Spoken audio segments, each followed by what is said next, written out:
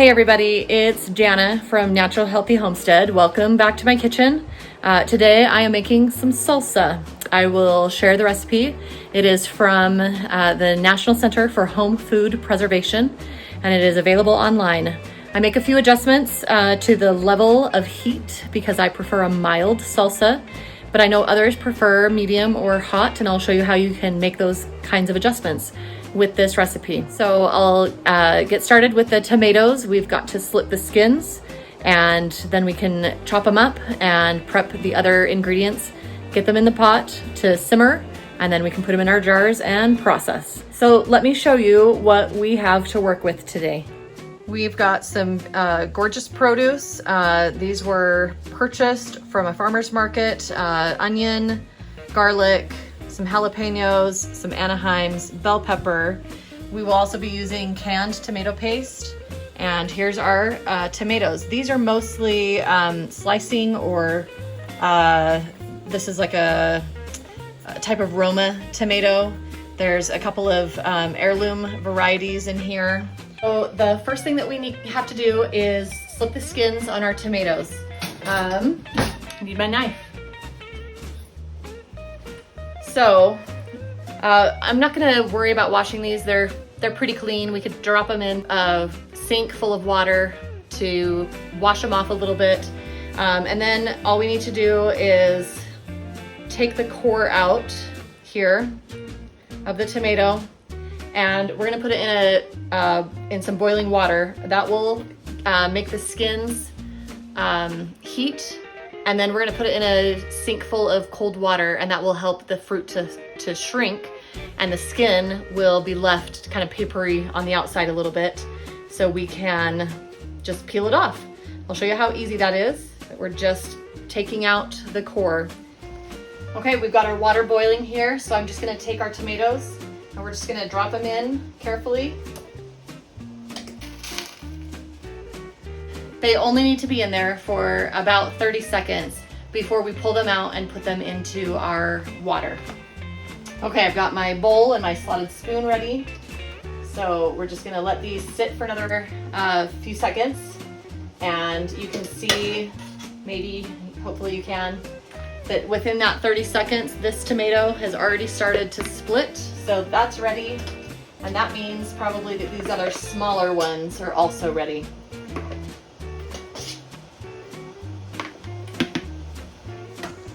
Now we are going to drop these tomatoes into our cold water here. And by doing that, the cold water helps it to shrink, and you can see how quickly and easily that tomato skin came off. That's it, it's done. So we're gonna pull the skins off of the rest of these and get chopping.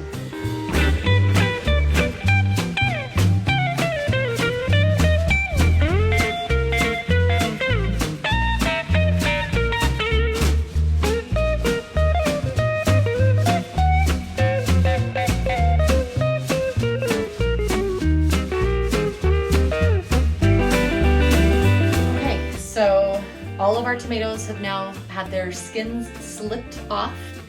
So now we can chop them up and get them in the pot to get ready to simmer with our other ingredients. The recipe calls for 3 quarts of chopped slicing tomatoes. I like to use a mix of slicing tomatoes and a lot of Romas because they don't have as much juice, and I prefer a thicker, denser salsa.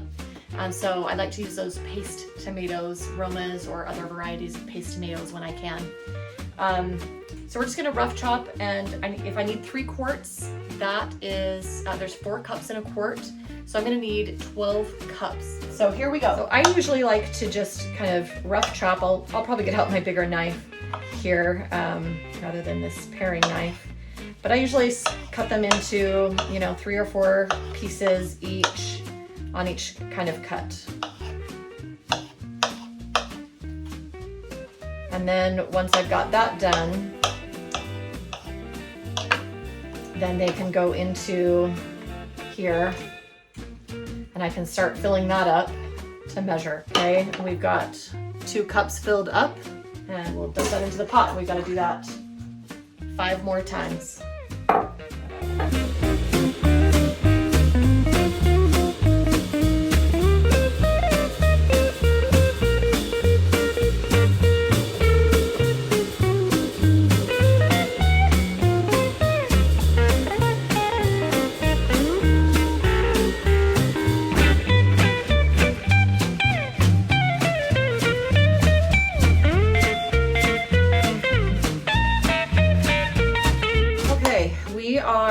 ready to do our peppers. Now, I want to talk to you a little bit about how you can adjust this recipe.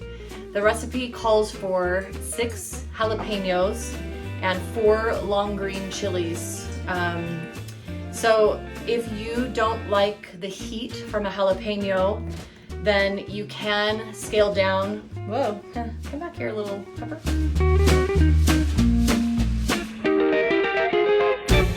You can scale down to just a bell pepper, either red or green, really. And the way that you can do that, because the recipe doesn't give amounts of like a cup of peppers or anything like that, it just says 6 jalapenos. So look at the size of a jalapeno, the approximate size. This is a bigger one, but some of them are smaller, some of them are bigger, it just depends. And compare it to your bell pepper. One of the bell peppers probably will yield the same amount of pepper as 2 or 3, depending on the size of your bell pepper.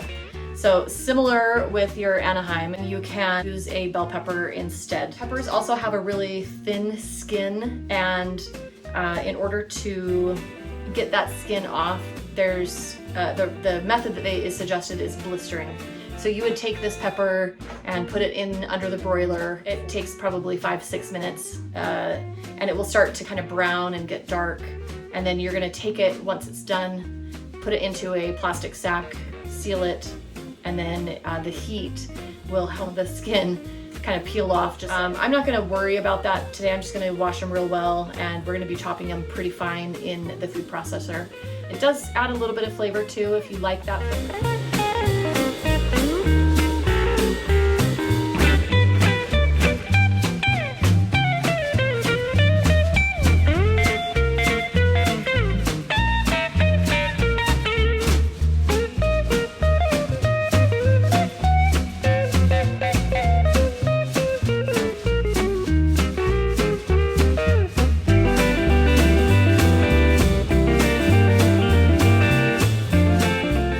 Okay, we've got everything in the pot and it is ready to simmer. Isn't that a gorgeous color? Putting the tomato paste in there really helps to make this a nice thick tomatoey salsa without having to do as much of the work of saucing down your tomatoes. So I really love this particular recipe. And we've talked about how you can adjust the heat level so that it is not as spicy for you. So this is a very mild salsa. There's a little bit of heat from a jalapeno and a couple of Anaheims. Well, the salsa has been simmering away on the stove and it is just about ready to put into the jars. Let me show you. It is my favorite salsa. I gotta stir the pot a little bit here. This is so good. It's got a nice bright tomatoey flavor and just the right amount of heat, and it's a nice thick salsa, which I prefer. So we'll get them jarred up and get them into the canner to process.